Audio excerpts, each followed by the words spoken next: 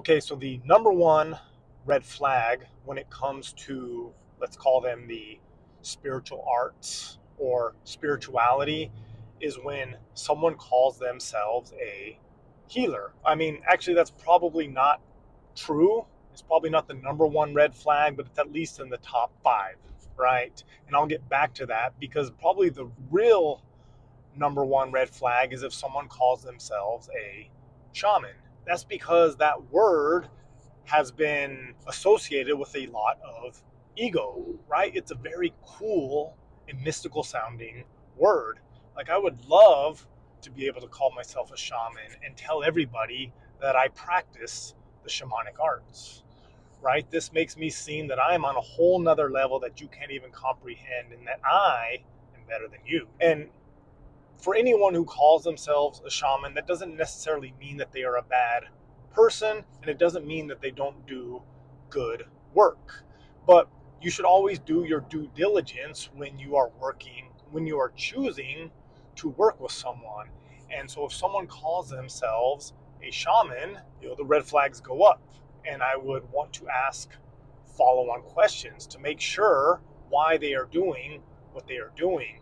Is it because they truly love the game, they truly want to help people, or is it because they have a lot of ego associated with their practice? But anyway, let's get back to the word healer, because I think by now most people kind of roll their eyes at anybody who calls themselves a shaman. And because of that, people have started to call themselves healers. And this is kind of like shaman 2.0, right? And the reason I don't like that word, and the reason that it's a red flag, is because there is no such thing as a healer. See, the only person that can heal you is you. So you are your own healer. And there's a lot of problems with someone calling themselves a healer. One, it makes them seem like they are better than you, that they have this ability to heal you, to give you something. And likewise, it makes the people looking for help believe that this person is greater than what they are, right? It becomes a very transactional interaction.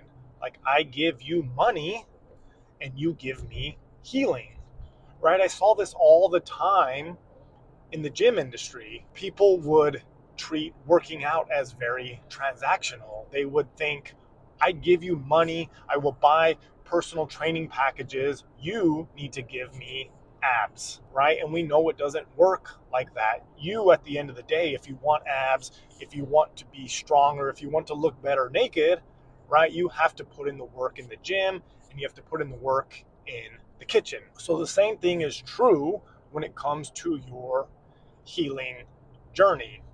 So what do we call someone who is a quote unquote shaman or healer, right? What's a proper term? And that I still don't know, right? I think the best thing, because what we really do is that we help people and we guide people. And when I think about the Shipibo, they don't call themselves shaman. What they call themselves are maestro, which means teacher, which I really love that word, because you are teaching people and you're guiding people and you are helping people through the energetic realm and to connect with their energetic body. Or another term when it comes to ayahuasca is ayahuasquero or ayahuasquera, which means someone who works with ayahuasca. And to me, these are much better terms. And you might be asking yourself, why do we even care about these terms? Well, I've mentioned this before, but words matter. What you say matters, even if you are unaware of what you are saying. If someone calls themselves a shaman, we automatically assume this mystical person who's vibrating on a completely different frequency and has knowledge beyond which we are even capable of receiving. And likewise, the healer, we believe that they have this ability to take away our pain, to take away our addictions, to make our traumas vanish. And that, quite frankly, is just not true.